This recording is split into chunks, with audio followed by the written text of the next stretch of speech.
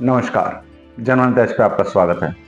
कल हमने बात की थी बड़ौदा की जंग की, टिकट की युद्ध कौन जीतेगा, बड़ौदा का घमासान कौन जीतेगा। आज बात करेंगे जींद की जंग की, कि जींद में जो अब टिकट का जो युद्ध होने वाला है, जंग होने वाली है, वो कौन जीत सकता है, पार्टी किसको दे सकती है, या फिर पुराने चेहरों पे दाव खेलेगी कि नए चेहरों पे दाव खेलेगी। जींद एक तरीके से हर राजनीतिक पार्टी की एक पसंदीदा जगह रही है, एक अच्छी रैली करने के लिए, एक अच्छा उम्मीदवार खड़ा करने के लिए, या फिर ये भी कह सकते हैं कि भाई कोई पार्टी की शुरुआत करने के लिए भी, या फिर कोई भी मुख्यमंत्री का दावेदार होता है जब पहला, तो वहां जींद जरूर रैली करते हैं।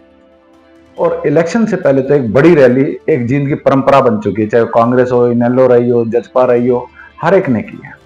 तो बात करते हैं हम सबसे पहले 2014 में जींद से विधायक थे डॉक्टर मिड्ढा जी।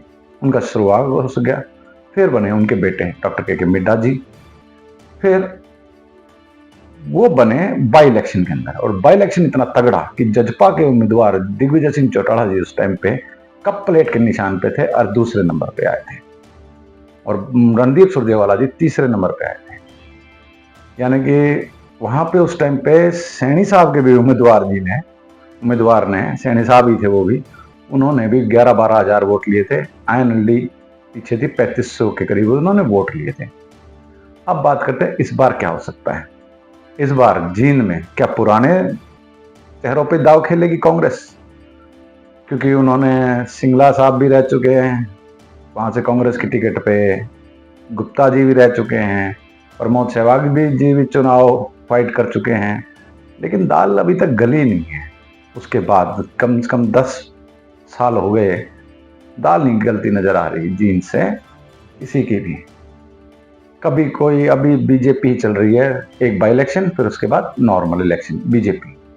अब बात करते हैं क्या इन्हीं के साथ साथ ये दोबारा मैदान में उतरेंगे कि नए भी आए हुए जैसे दावेदार हैं प्रदीप गिल जी। वो जजपा इनेलो के थे, फिर जजपा में गए थे, अब कांग्रेस में। प्रदीप गिल जी भी दावेदार हैं, गौतम जी भी दावेदार हैं, जो कि बहुजन से फाइट कर चुके हैं। लेकिन क्या लगता है सर्वे में कि शहर का ही उम्मीदवार क्या चुनाव जीत सकता है वहां से, या फिर बिना शहर का भी, गांवों से भी, ग्रामीण देहात से भी, क्योंकि देहात का भी अच्छा वोट बैंक है वहां पे, लेकिन ज्यादा शहरी माना जाता है और वो एक तरफा जाता है जब भी जाता है। तो सबसे बड़ी बात, क्या इस बार फिर पुराने चेहरे या कोई नया चेहरा। तो जींद में देखा जाए तो इस बार अगर जजपा का वो वोट बैंक नहीं जो पिछली बार गुप्ता जी के बेटे महेंद्र जी को दे के वो बने थे, अच्छे खासे वोट ले गए, जिससे कि मिड्ढा साहब फिर जीत गए और वो दूसरे नंबर पर रह गए। और मात्र 8,000 वोट पिछली बार 2019 में कांग्रेस को आए थे, उससे पहले मात्र 15,000 वोट के करीब कांग्रेस को आए थे। तो ऐसा क्या है कि भाई जींद के अंदर कांग्रेस सीट उभर क्यों नहीं पा रही, उभर सकती है क्या? सवाल यही उठता है कि क्या कांग्रेस जींद से इस बार जींद की जंग जीत जाएगी, क्योंकि कहते हैं जींद के आसपास के इलाकों की अगर विधानसभा देखी जाए, सफेदो, उचाना, नरवाना, प्रॉपर जींद, जुलाना, यहाँ पे जिनके ज्यादा आ जाते हैं, मान लो 5 में से 3 किसी के आ जाते हैं, तो उन्हीं उसी की सरकार आती है, या फिर वो सरकार में हिस्सेदार बन जाते हैं। इस बार क्या होने जा रहा है प्रॉपर जींद का? इस बार देखा जाए तो कांग्रेस शायद एक नया गेम खेल सकती है। वो ग्रामीण क्षेत्र में टिकट देकर किसी नॉन जाट कैंडिडेट को उतार सकती है, जो मुझे लगा। बाकी चाहे सहवाग साहब हों, चाहे प्रदीप गिल जी को भी दे सकते हैं, क्योंकि प्रदीप गिल जी वैसे तो जाट हैं, लेकिन उनका शहर से बहुत अच्छा नाता है।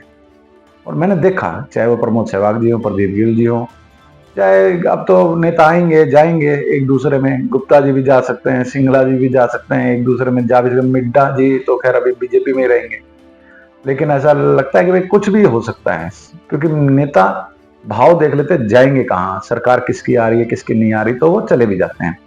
क्योंकि जींद बाई इलेक्शन से भी पहले यही बात थी कि कुछ नेता भाजपा के जाने वाले थे, लेकिन जींद बाई इलेक्शन का देखकर रिजल्ट, नतीजा, वो रुक गए और कहते हैं वहीं से 2019 के लिए बड़ी अच्छी हवा बन गई थी जींद के लिए।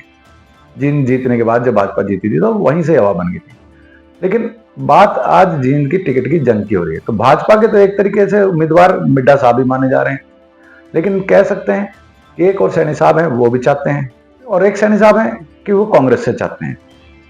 लेकिन मुझे ऐसा लगता है कि कांग्रेस इस बार खेला कर सकती है, क्योंकि जब हमारी टीम लोकसभा चुनाव के लिए जिनके ग्रामीण क्षेत्रों में भी गई थी तो देखा था कि किसी नॉन जाट को, चाहे वो बैकवर्ड हो, ओबीसी हो, देकर जाट नॉन जाट का कॉम्बिनेशन बिठा के क्या कांग्रेस कोई नया गेम खेल सकती है।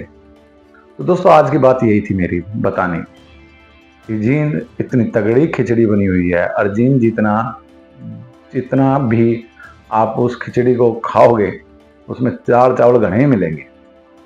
तो जींद की तो कहानी यही आज की कि जींद में मैं कांग्रेस से किसी की भी टिकट फाइनल नहीं लगा सकता, क्योंकि जींद में किसी का भी अभी कोई क्लियर नहीं है, और ग्रामीण क्षेत्र में टिकट देकर कांग्रेस चौंका सकती है।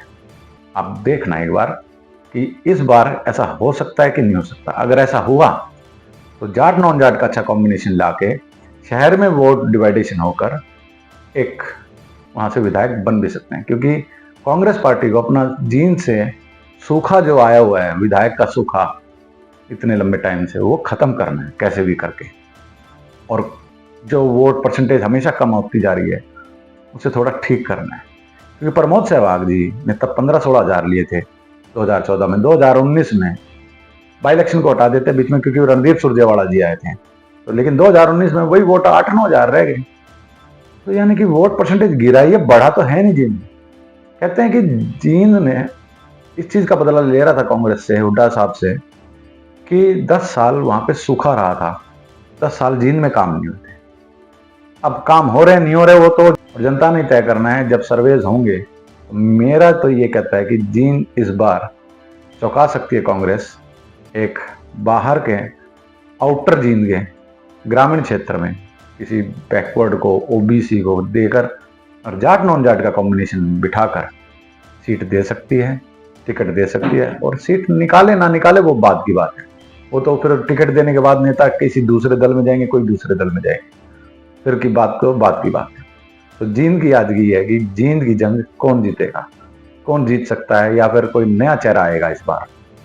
वो जाट होगा, नॉन जाट होगा, पंजाबी होगा, कौन होगा।